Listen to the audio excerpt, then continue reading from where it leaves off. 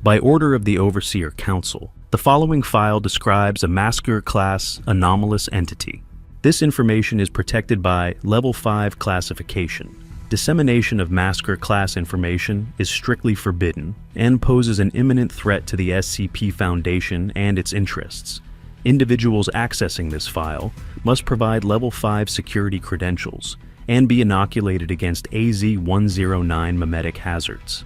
Failure to do so will result in immediate Carrier Omega memetic termination upon accessing this file. Security cognito hazard executed. Life signs detected. Memetic inoculation ascertained. Welcome, Overseer. Item number SCP-001. Object class Maksur. Footnote 1. The Maksur classification was codified in 1981 by the Foundation's Containment Committee, in conjunction with the Overseer Council, the Site Directors Council, and the Foundation Ethics Committee. Until such time that the Maksur class was codified, SCP-001 was classified as neutralized, and the Maksur class was created to replace this improper classification. See Classification Committee Records, CA-10931, Relevancy of the Neutralized Classification in Non-Standard Applications, and CA-10945, Proposal, Maksur Class. Special Containment Procedures. Information on the relevancy of SCP-001 to the related anomalous objects are to be omitted from the respective objects' documentation, while connections with the Church of the Broken God can remain available. The origins of the items are to be omitted or obfuscated. The inactive component of SCP-001 is to remain in its current location, and any shipping or diving is forbidden in that area. Civilian discovery of SCP-001 is to be suppressed, and amnestics are to be utilized in order to maintain classification. Persons affiliated with the Church of the Broken God, who make active attempts to seek out the inactive component of SCP-001, are to be taken into Foundation custody and questioned. Information pertaining to SCP-001, whether physical or digital, is to be confiscated and contained. The inactive component of SCP-001 is expected to remain inanimate. However, should SCP-001 experience spontaneous reanimation, all active Mobile Task Force units at nearby Site 27, Site 44, Site 90, and Site 101 are to be assigned to active countermeasures. Should this event, currently designated an 001 Apotheosis event, occur in the modern world, it is believed that current means of information suppression would be insufficient. It is likely that an 001 Apotheosis event would result in a SK-class Broken Masquerade scenario. Footnote 2. SK-class scenarios will automatically trigger a backup of all sensitive Foundation information to maximum security data servers within self-contained deep well sites, currently 117, 118, and 119.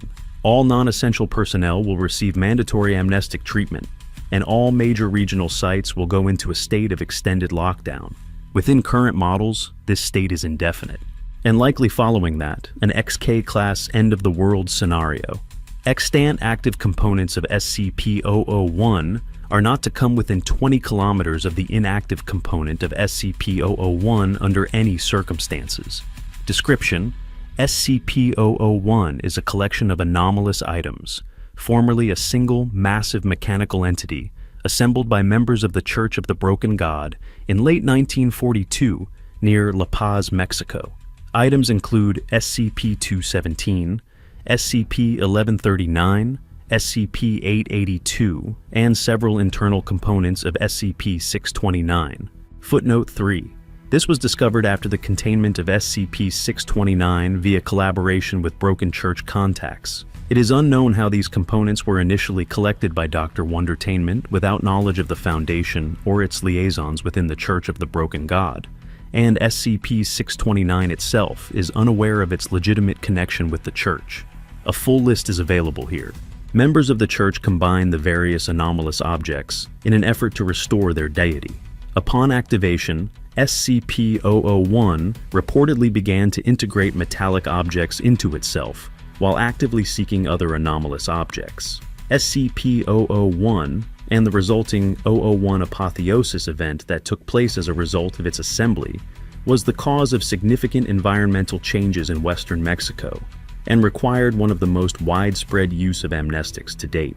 Post-event, the active components of SCP-001 were taken to Foundation sites for containment, while the inactive component of SCP-001 remained on the bottom of the Gulf of California at approximately 23.8072669, minus 108.418369. Addendum 00101. Collected information describing SCP-001.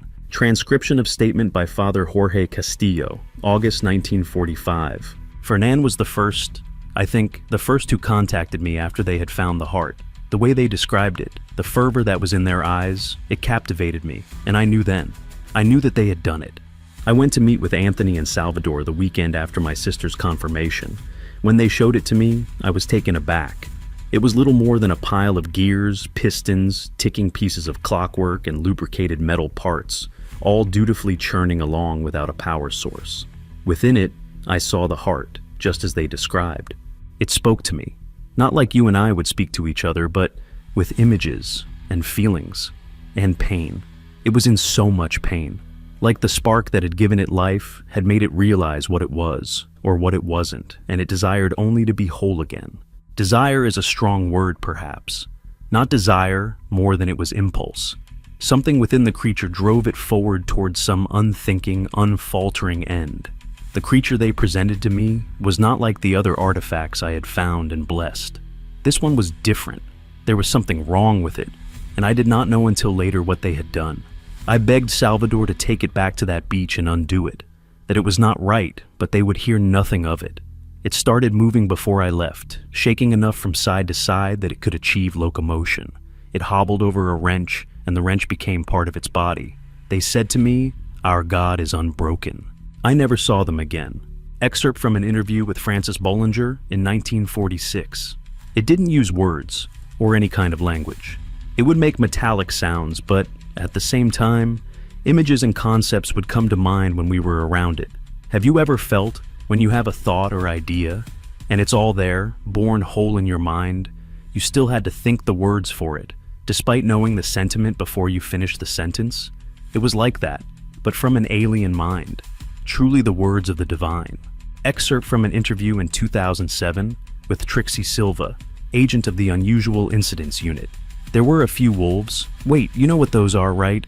They're like hunters. They work for the Horizon Initiative. They confronted us near a church in Santa Margarita, wanted us to turn in the stuff that we had collected for the Church of the Broken God, like the Abrahamic stuff we handed over. We deliberated on whether we should give it to them. Our stance with the HI has been a bit shaky, more so in recent memory. While we have been on good terms with the local broken churchgoers, the wolves were more aggressive. We looked over what we had, and while we did, this woman walked up. I don't know where she came from. She dressed like a hippie, thin, iron chains for hair, but she seemed distant the whole time. The look in her eyes, her abnormal smile, like she was hardly there. She looked at what we had and said she only wanted this, I don't actually know what it was. A metal box. It whirred and clicked, and put out this little beam of light on one end when I picked it up. Felt lighter than I would have thought. I asked why that was important to her, and she said that it'd be easier to show me than tell. She closed her eyes and bowed her head. She didn't move or speak after that, so I closed my eyes as well. She brought her forehead to mine, but kind of offset. We stood like that for a second, fue muy extraño, before she suddenly moved her chin down, made me jerk down slightly. The world dropped beneath me, and I fell. Something clicked in my mind, an image of two gears, formerly meshed together, now broken away. I felt the teeth of my spine arch out as I bent over. One step, and I clicked along on the multi-dimensional cog that was the planet. It spun around the furnace of the sun, tethered to it by the chain that was gravity, and we hurtled together through an oily cosmos with all the power of an infinitely unwinding spring. Sorry. It was an experience. No, it was not a religious experience, but yeah. She told me to pick the box back up, and it felt a lot heavier than before. I couldn't tell if it actually had more weight or if it felt more significant. I gave it to her and wouldn't hear anything otherwise from the wolves or my teammates or my superior. Addendum 00102. Interview with excommunicated Church of the Broken God priest, Father Dolores Randall, June 1945. Extraneous dialogue removed. All right. You mentioned the heart earlier. Were you there when they found it? No, not at all. I was out of the country at the time, working with a new mission in Panama. I only heard about Ezekiel after the fact. Who was Ezekiel? One of Bumaro's agents. Before he was made leader of the church, Robert would keep a number of them around. These individuals who were in tune with God and could feel its presence, speak to it. Ezekiel had discovered an artifact of some value, and Bumaro took him on afterwards. These agents were the first to experiment with the augmentations as well. As you can imagine, many of them died. But not Ezekiel.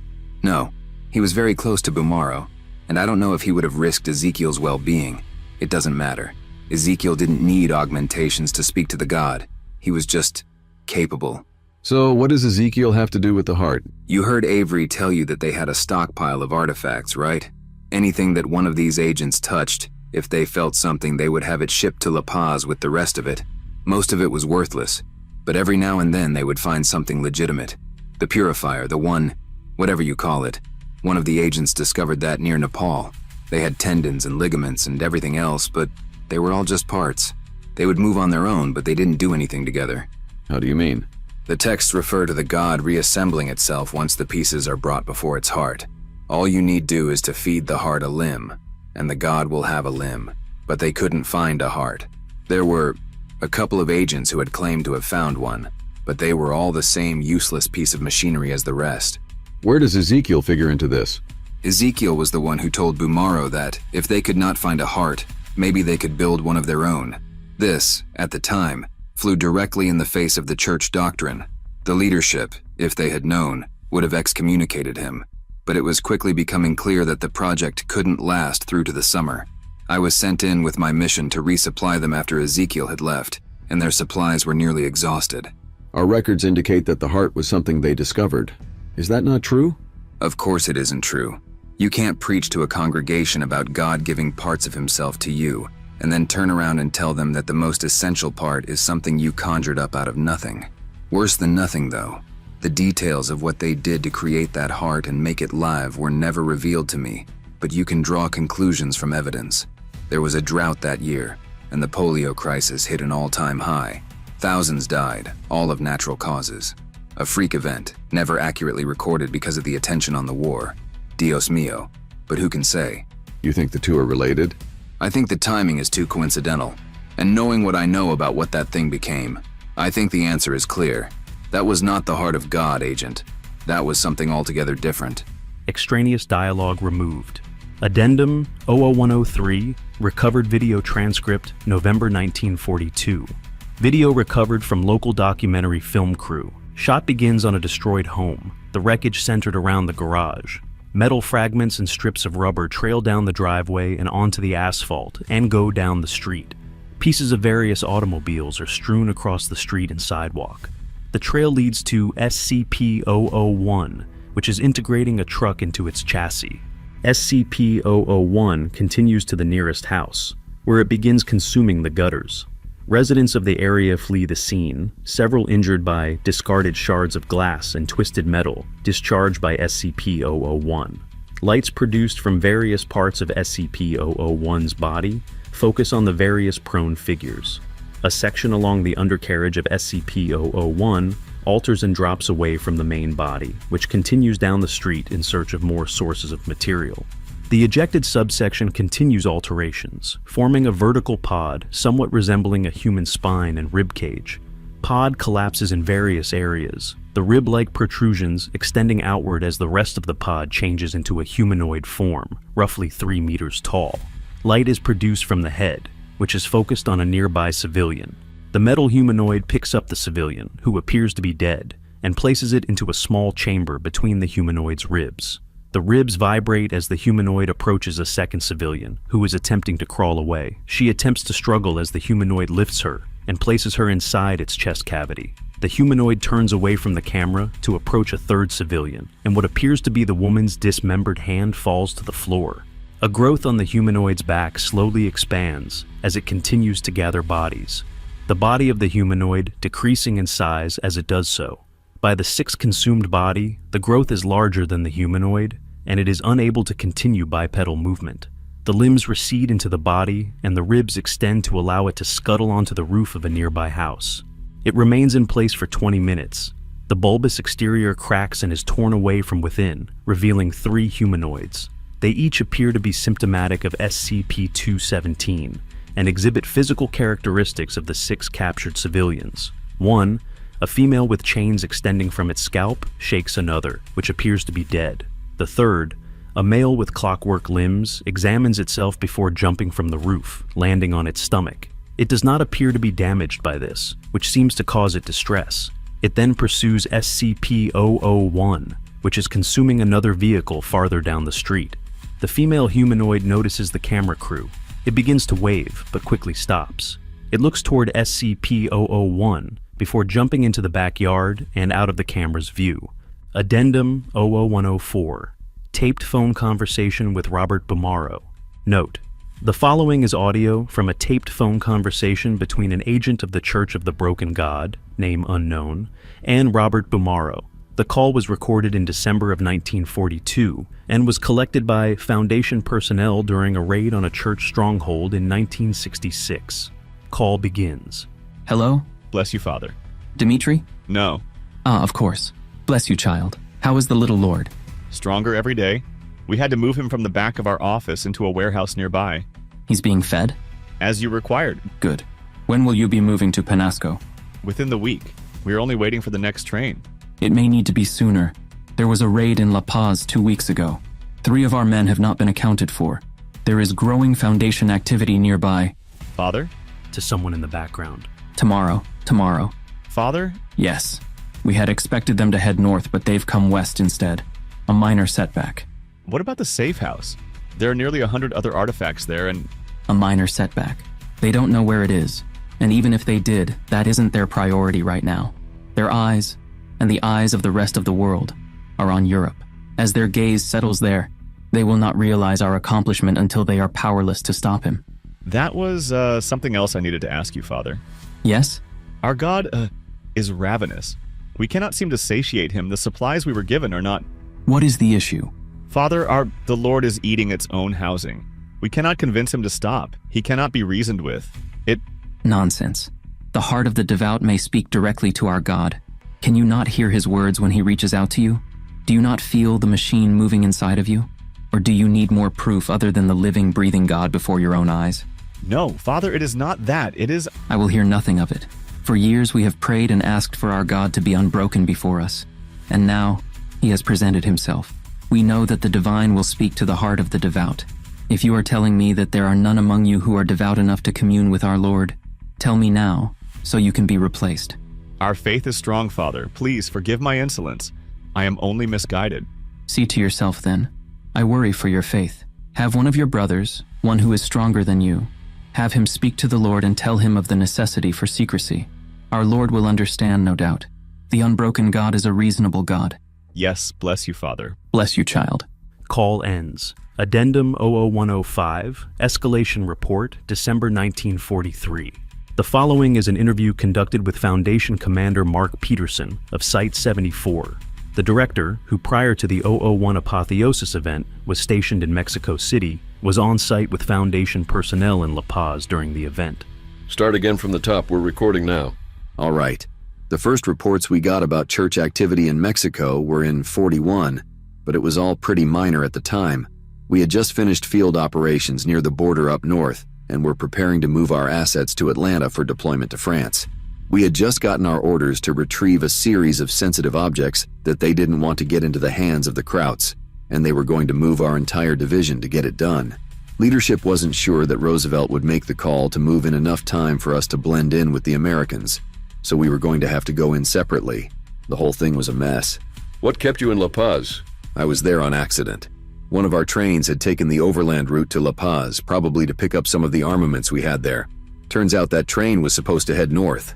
So all of a sudden, most of the leadership south of the Rio Grande is in La Paz, which in retrospect probably did us a lot of good as far as the overall effort is concerned.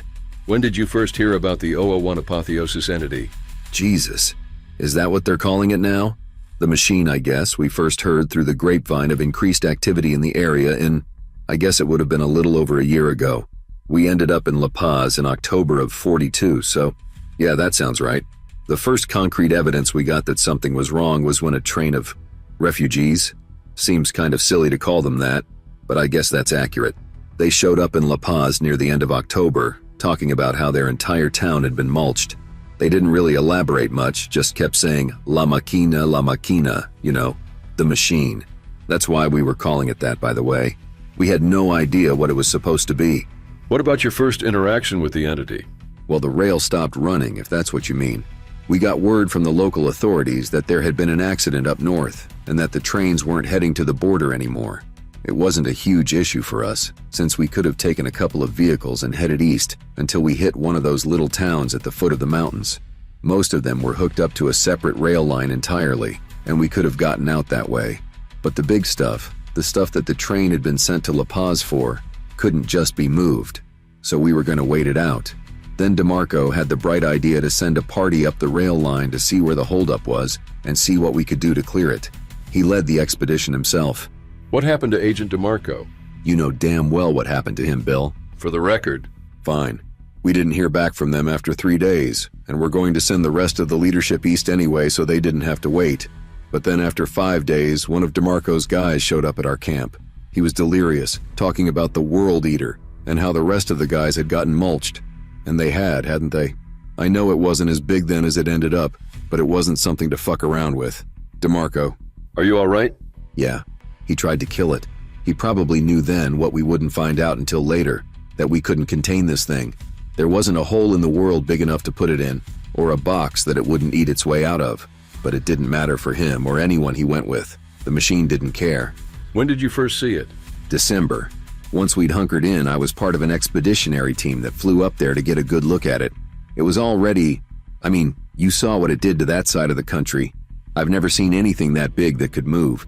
It was like a mountain of moving parts, blackening the sky as it burned through whatever it was shoveling into its chest. And it was small then. It was... I don't know. We all had XK event preparation training, but this went above and beyond anything we had trained for. It was inevitability. We knew that we were going to die, and this thing was going to kill us. It was just a matter of when. Addendum 00106, Collected Foundation Correspondences. Note: the following are excerpts from written correspondences by Foundation personnel stationed at La Paz, recovered from the temporary site in the wake of the 001 Apotheosis event. Names have been omitted. Dear, I don't even know if this will get to you. None of the trains are running, but our commander says that we can still get letters out. I hope it does. I'd like you to read it. The skies down here have been dark for weeks. Smoke from up north every day makes it hard to breathe.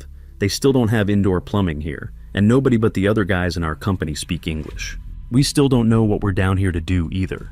I keep hearing we're here to fix the rails, but why aren't we going north? Aren't the brakes in the rails up north? A man came into town today with damn near half of his face cooked off. He was like a dead man, didn't respond to anybody. He got towards the middle of town and collapsed. When he finally woke up in the infirmary later, he was delirious, telling a story about a machine the size of a mountain that spoke to you. Said there were people jumping out of their homes and running just to throw themselves in it. Said they were shredded, like jumping under a lawnmower. Then he died, and nobody knows why. The mountains crumbled before our own eyes. We saw a figure rising through the smoke, slow and lumbering, but with terrifying momentum. It didn't crawl like a beast or walk like a man, but was propelled forwards by the turning of a million cogs, like an iron centipede. Its body extended upwards into the smoke, higher than we could make out. Within its chest we saw fire, like the furnaces of hell. It came to the mountains north of us, and did not stop, or go around, but went through and devoured them. It reached out with a long, pulsing arm, and pulled an entire village into its maw. I saw men leaping to their death as their homes were swept away, into the same inferno as the rest. And it howled, not just through the grinding of the gears and the churning of the machine, but in our minds. I could hear it in my heart. It was screaming. Directive, Central Command, Site 001. Courtesy of Temp Site lost. La Paz in ruins. Mechanical entity contained. Massive geological alterations. XK avoided. Requesting amnestic support. Addendum 00107, Interview with GOC Lieutenant Revenant. Note: the following is an excerpt of a post-event interview conducted with a GOC lieutenant, codenamed Revenant. The recording of the interview and all transcripts thereof were collected by Foundation agents during a negotiated information exchange in 1992. To date, the identity of Revenant is unknown. There's this story that gets told among Foundation agents, something that the grizzled veterans will tell the Greenhorns during the long nights of guard duty on some cell block or another. I don't know who started it, but I know they still tell it. It's been a half-century, and they still get it right. You can give them that much credit. They say, "Don't you know, the GOC killed God?" But the Greenhorns will say, "No, that's not true. God is in a cell at Site Whatever. The GOC didn't kill God." And they're talking about that type green they've got locked up somewhere, the one who thinks he's the Christian God. Then the vets will smile and shake their heads and won't say anything, because they all know. They know that in 1943, in the midst of the apocalypse, the Foundation could do nothing but watch the end, while the Allied Occult Initiative, a poorly funded, undermanned, inadequate predecessor to the Coalition, saved the world. The metaphorical gun was found on an island off the coast of Greece. I can't even remember what it looked like. All I get is that sort of fuzzy recollection the amnestics leave you with. But I distinctly recall it wasn't as heavy as you'd think. Why the amnestics? I was with the detachment deployed to the area, and apparently one of the pieces had some mind-altering effect to it. I have a vague sense of feeling something wrong, so I'll take their word for it. I don't remember what it looked like. I can't recall how it destroyed that much land. Hell, I barely remember when it happened, and the only reason I know where is all the before and after maps. But I can still feel it, in my gut, that wasn't how things were meant to be. We stood before what looked to be an angry and vengeful God, and all it did was beg us to kill it. We were all too happy to oblige. Addendum 00108, Recovered Video Transcript. Note: the following is a transcript of recovered video footage, roughly 30 seconds in duration. The transcript of the clip was authored shortly after its recovery, though the video has since degraded and is no longer legible. The footage's audio is in acceptable condition and is available for access below. Recovered audio. Warning: the following audio snippet is at a high volume. 001. Recording opens on a town. Many buildings are collapsed or engulfed in flames. There is significant seismic activity present. 003. Video pans to show SCP-001. Size is indiscernible in the video, but the entity takes up the entire frame. It is slowly moving forward. 009. SCP-001 is seen moving large amounts of earth into itself. Occasional flames erupt from within the entity. 015. Air raid sirens become audible as the sky lights up, as if by lightning. The clouds directly over SCP-001 part momentarily. SCP-2399 is visible, its underside slightly damaged. Foundation mortar fire is seen passing overhead. 020. One such mortar strikes SCP-001. No damage is visible. 022. The underside of SCP-2399 is glowing blue. 024. A bright beam of light erupts from SCP-2399 and strikes SCP-001. SCP-001 violently reacts and reaches towards SCP-2399. 026. There is an explosion. Nothing can be seen on video. 030. As nearby people scream, video ends. Addendum 00109, Neutralization of SCP-001. On July 17, 1943, agents from the Allied Occult Initiative contacted Foundation directors stationed at La Paz, Mexico, and requested assistance with transportation towards the site of the 001 apotheosis entity. Foundation operatives moved quickly to dispatch a plane to retrieve the AOI members. After arriving, the agents described a unique anomalous artifact they had in their custody and how it might be used to slow the advance of the 001 apotheosis entity. 3 days after arriving at La Paz on July 24, 1943, the Allied Occult Initiative dispatched a single agent to the site of the 001 apotheosis entity with the anomalous artifact on their person. On the morning of July 25, 1943, as the 001 apotheosis entity approached the shore of the Pacific Ocean, another massive mechanical construct, footnote 4, later classified as SCP-2399 and given an appropriate cover story for its Foundation file, appeared overhead. The origin of this entity is currently unknown.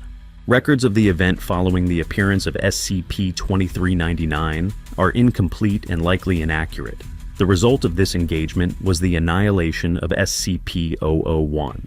SCP-2399 disappeared and was later discovered in low Jupiter orbit in a state of disrepair, though the reason for this is currently unknown. The remaining inactive component of SCP-001, a massive unassembled group of machine parts, remains at the bottom of the Gulf of California. Upon removing SCP-882 from the inactive superstructure, the remainder collapsed and became wholly inert. Following the 001 apotheosis event, a massive amnesticization of individuals in and around the area, now known as Baja California, took place. These efforts were aided by the quantity of thick black smoke that accompanied SCP-001, and current historical records describe the event as a forest fire. Significant effort was made to adjust maps of the area, as well as relocate displaced civilians. Because of the need for a widespread amnestic regimen, several experimental neurotransformers were used. Footnote 5. Specifically the U-class, the UN class, and the UO class amnestics, all of which have been discontinued. And because of their poorly understood side effects, it is estimated that no fewer than 2 million people across the world died in the decade following the 001 apotheosis event. Addendum 00110, Collected Allied Occult Initiative Documentation. Note: the following document was given to Foundation personnel by POI-004-D001. See Addendum 00112. It is currently unknown how the document came into POI-004-D001's possession. From the Office of the Authority General of the Allied Occult Initiative. Priority Tango 11, ATTN, General Darius. Artifact Collection Report. Authored Lieutenant Van Pelt, CO, Colonel Bagram. Report length 57 pages. Summary of report. On December 30th, 1942, a rogue humanoid entity, anomalous in nature, was sighted by a patrol near a small island off the coast of Greece. This entity, who claimed no name and did not communicate readily in the English tongue, was carrying a small cubic artifact no larger than a baseball. The entity appeared to be feminine and had a number of steel chains extending from its scalp. Entity was originally willing to give up possession of artifact, classified AR-213, but became hostile shortly thereafter and began speaking. Entity made threats on the lives of the squad and subdued 2 officers before being incapacitated by Sergeant Dixon. Entity made reference to the west of the Mexican country, demanding to be freed so that the artifact could be taken there. Further research has uncovered increased SCP Foundation activity in that area, as well as some minor geological disturbances. On the orders of Colonel Bagram, 2nd Platoon was ordered to ship to the site of the disturbances with the entity, classified EN-340, in tow. After boarding the ship bound for America, EN-340 became passive, albeit obviously uncomfortable and disturbed. Recommending further psychological evaluation of EN-340 upon return prior to termination.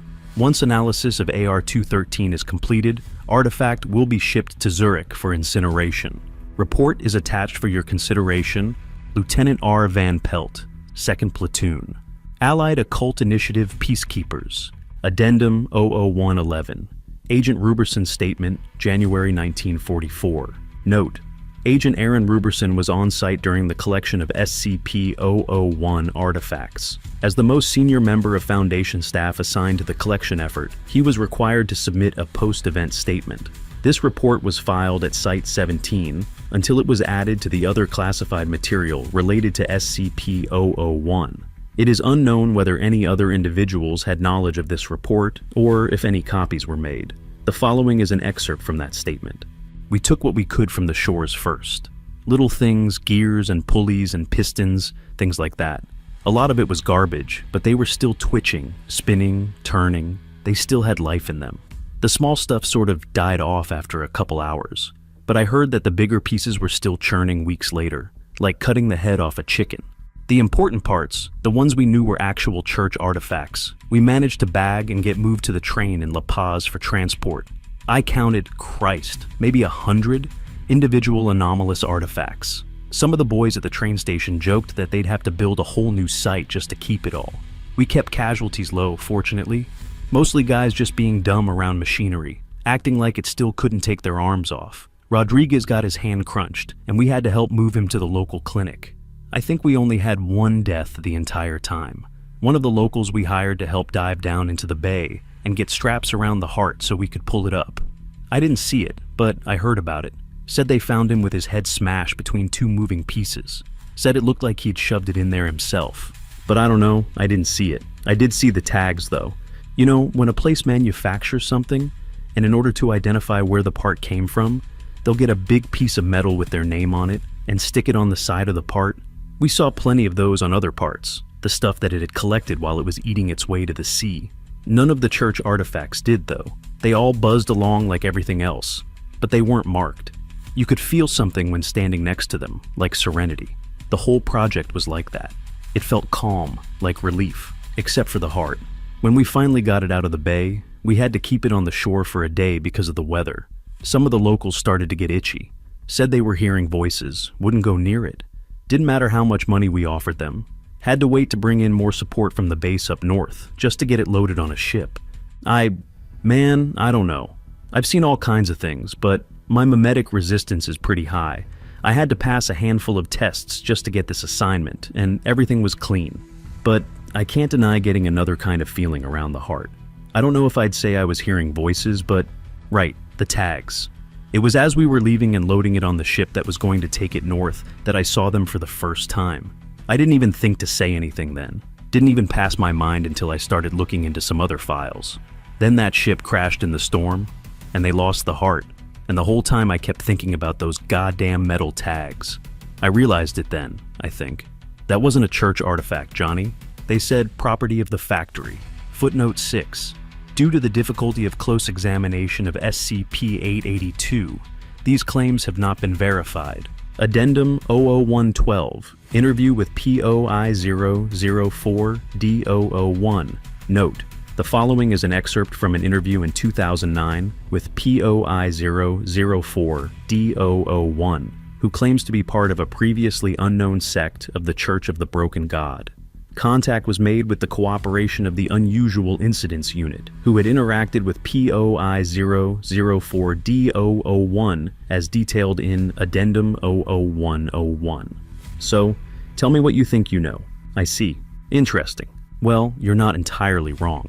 And that's commendable in this day and age. There are a few key details I feel you may be overlooking, and you may be overvaluing information handed to you by a self-admitted amnesiac. Let me set the record straight.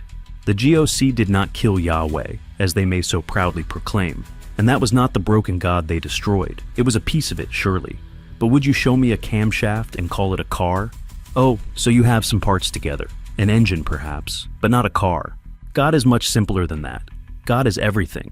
From the biggest star to the smallest particle, each tiny part's completely insignificant on their own, doing whatever it is they're meant to do, meshing together, gnashing at each other, all a part of a cosmic machine.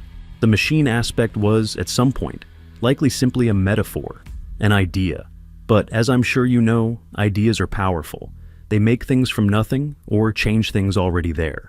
And with a small spark of the divine, a symbol becomes real. Have a planet with as much life as there is here, you generate a lot of ideas. And you may ask me, why is it called the Broken God?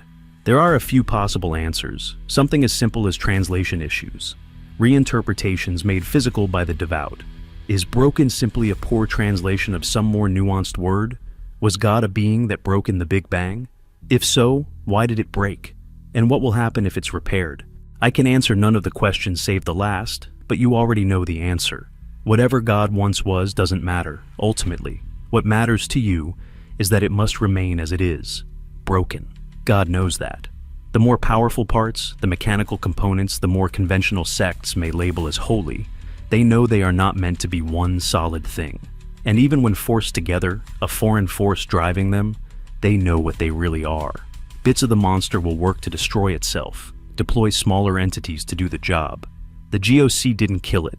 They took the gun from its own hand and claimed credit when they pulled the trigger. The problem is that humans are too small a part of God to remember what it was like before. And so, those like Bumaro will invent new ways to push us toward a singularity. because that's what will happen. Did you see the underside of the destroyer? It was damaged even before the encounter in 43. And if you looked very closely, you might have seen the scars were getting closer and closer to the power core. It even managed to damage whatever lets it slip between the layers of reality this time. Eventually, the monster will win. It will destroy the destroyer, devour it, and with its power consume everything. And I mean everything. God will return to being one gestalt being, a singularity, and then break. Only this time, it may have some outside force within it. The rust of the factory, the blood of a Devite king, the Fifthists, Wondertainment, some random person on the street with enough spark in them to be a reality bender. They will have a hand in remaking the universe, and close the secondary loop of all this. No, that doesn't concern me. It's an eventuality. It's meant to happen. Who's to say it hasn't already happened, and your people were the winner? Maybe humanity itself was the winner. But that doesn't mean I'd be against putting it off, allowing the primary loop to continue. Yes, it's possible. I know you couldn't damage the monster last time, and that the destroyer may not be able to repair itself by the time it is needed. But who's to say you can't aid it, or mimic those who will seek to rebuild God and acquire outside help? Working together, nothing is impossible. Apart, we are broken, but united, we are God.